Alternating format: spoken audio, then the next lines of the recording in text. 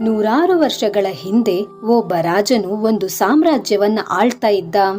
ಅವನ ಸಾಮ್ರಾಜ್ಯವು ದೂರ ದೂರದ ಪ್ರದೇಶಗಳಿಗೂ ಹರಡಿತ್ತು.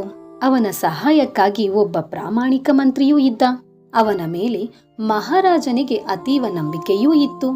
ತನ್ನ ಸಾಮ್ರಾಜ್ಯದ ಬಗ್ಗೆ ಯಾವುದೇ ತೀರ್ಮಾನ ತೆಗೆದುಕೊಳ್ಳೋಕೆ ಮಂತ್ರಿಯೊಂದಿಗೆ ಸಮಾಲೋಚನೆಯನ್ನೂ ಮಾಡ್ತಾ ಇದ್ದ.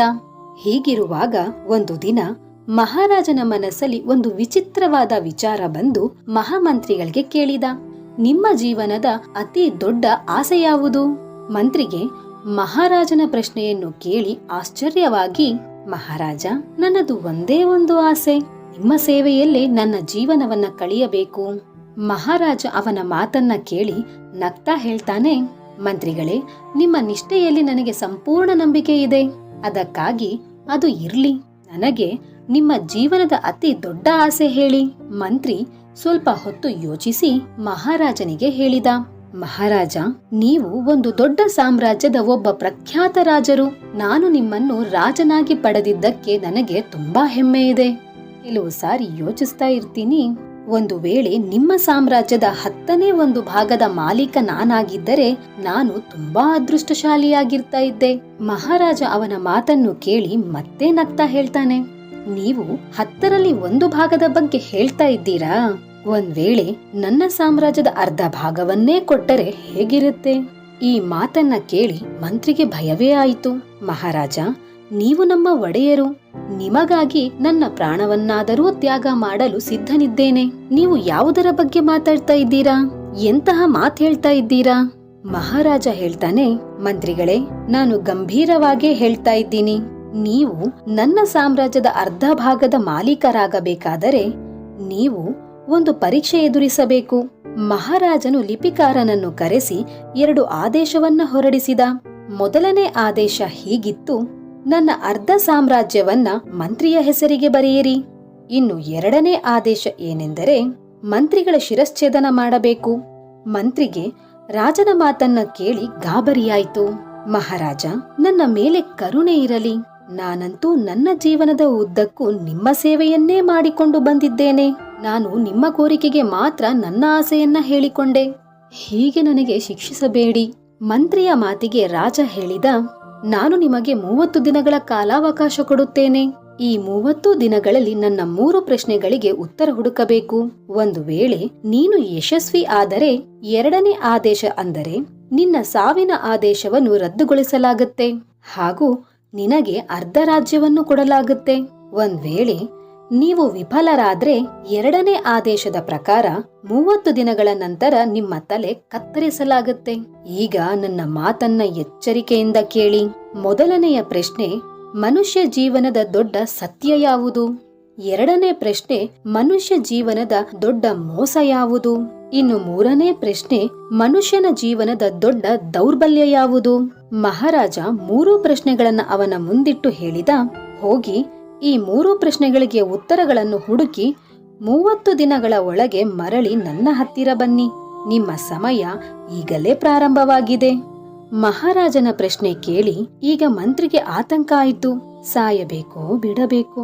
ಮಹಾರಾಜನ ಪ್ರಶ್ನೆಗಳಿಗೆ ಉತ್ತರ ಹುಡುಕೋ ಪ್ರಯಾಸ ಆರಂಭಿಸಿದ.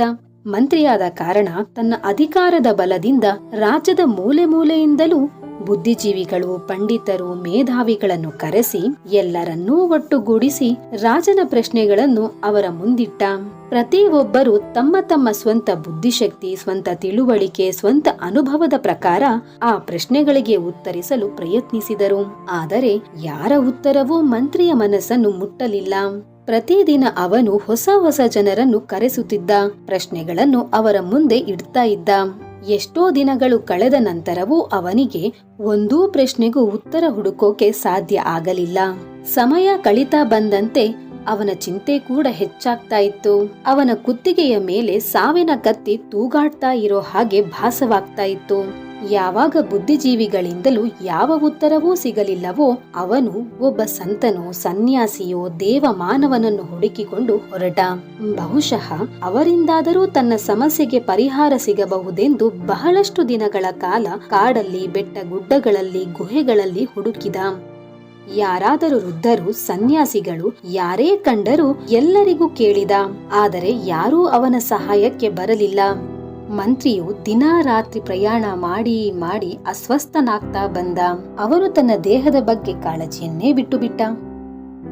ಅವನ ಕಾಲಿನ ಚಪ್ಪಲಿಯೂ ಹರಿದು ಹೋಗಿ ಅವನ ಪಾದಗಳಲ್ಲಿ ಬೊಬ್ಬೆ ಎದ್ದಿದ್ದವು. ಅವನ ಗಡ್ಡ ಬೆಳೆದು ತಲೆ ಕೂದಲು ಅಸ್ತವ್ಯಸ್ತವಾಗಿತ್ತು. ಅವನು ಈ ಕ್ಷಣ ಯಾವ ಕಡೆಯಿಂದಲೂ ಮಂತ್ರಿಯ ಹಾಗೆ ಕಾಣ್ತಾ ಇರಲಿಲ್ಲ.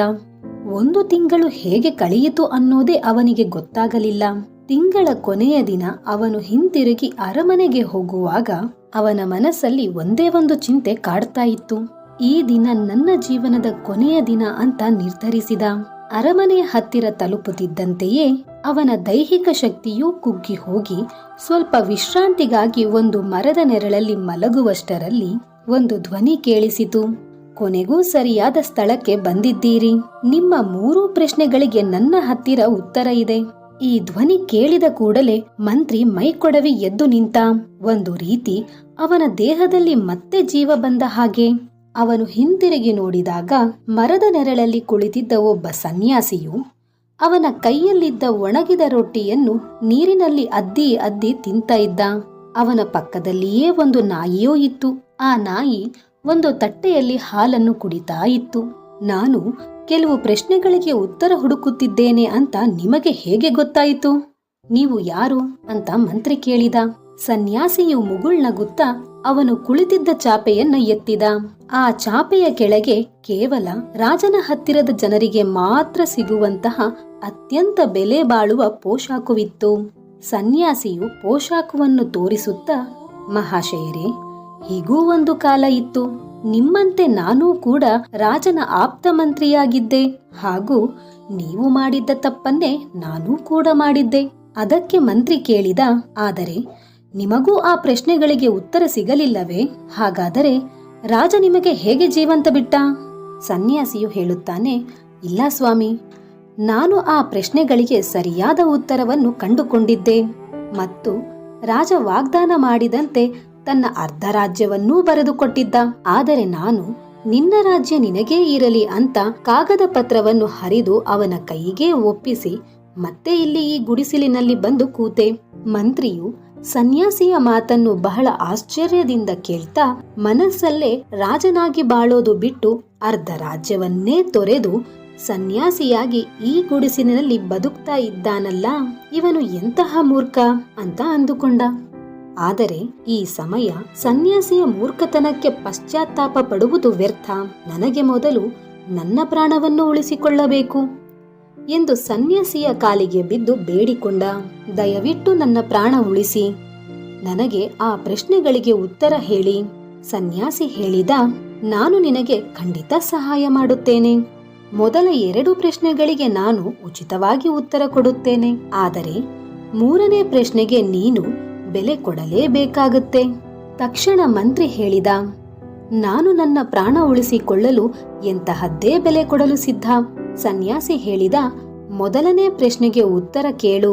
ಜೀವನದ ದೊಡ್ಡ ಸತ್ಯ ಏನೆಂದರೆ ಅದು ಸಾವು. ಲೋಕದಲ್ಲಿ ಹುಟ್ಟಿರುವ ಪ್ರತಿ ಜೀವ ಜಂತುಗಳು ಸಾಯಲೇಬೇಕು.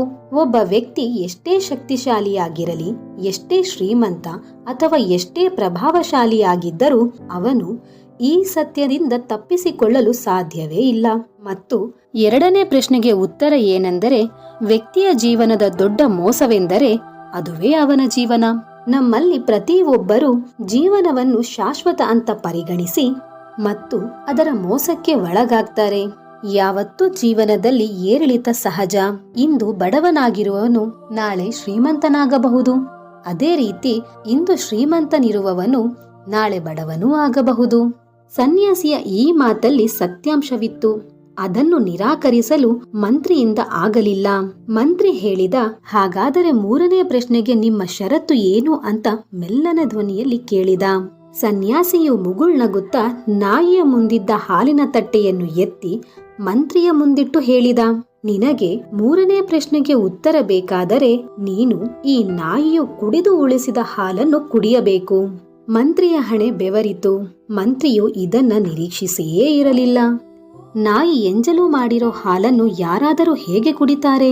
ತನ್ನ ಮುಂದಿಟ್ಟಿದ್ದ ಹಾಲನ್ನು ದ್ವೇಷದಿಂದ ನೋಡಿ ಹಿಂದೆ ಸರಿದ. ಸನ್ಯಾಸಿಯು ಅವನ ಪರಿಸ್ಥಿತಿಯನ್ನು ನೋಡಿ ಮುಗುಳ್ನಗುತ್ತಾ ಹೇಳುತ್ತಾನೆ, ಈಗ ನಿನ್ನ ಮುಂದೆ ಕೇವಲ 2 ಆಯ್ಕೆಗಳಿವೆ. ಒಂದು, ನಿನ್ನ ಮುಂದೆ ಅರಮನೆಯ ಬಾಗಿಲು, ಅದು ನಿನ್ನ ಸಾವಿನ ಬಾಗಿಲು. ಹೋಗು, ಚಾಂಡಾಳನ ಆಯುಧಕ್ಕೆ ಕೊರಳು ಕೊಡು. ಒಂದು ವೇಳೆ ನಿನಗೆ ಇನ್ನೂ ಬದುಕೋ ಆಸೆ ಇದ್ದರೆ, ಅರ್ಧ ರಾಜ್ಯದ ಒಡೆಯನಾಗಬೇಕಾದರೆ ಈ ಹಾಲನ್ನು ನೀನು ಕುಡಿಯಲೇಬೇಕು. ನಿರ್ಧಾರ ಈಗ ನಿನ್ನ ಕೈಯಲ್ಲೇ ಇದೆ. ಈಗ ಮಂತ್ರಿಯು ಗೊಂದಲದಲ್ಲಿ ಬಿದ್ದ. ಒಂದು ಕಡೆ ಅವನ ಪ್ರಾಣ ಮತ್ತು ಅರ್ಧ ರಾಜ್ಯವಿದ್ದರೆ, ಇನ್ನೊಂದೆಡೆ ಸ್ವಾಭಿಮಾನದ ತ್ಯಾಗ, ನಾಯಿ ಕುಡಿದು ಬಿಟ್ಟಿರೋ ಹಾಲು. ಈ 2 ಕಾರ್ಯಗಳು ತುಂಬಾ ಕಷ್ಟಕರವಾಗಿತ್ತು. ಮಂತ್ರಿ ಬಹಳ ಹೊತ್ತು ಯೋಚಿಸಿದ. ಕೊನೆಗೆ ಪ್ರಾಣ ಮತ್ತು ಸಂಪತ್ತೇ ಗೆದ್ದಿತು, ಸ್ವಾಭಿಮಾನ ಸೋತೇ ಹೋಯ್ತು.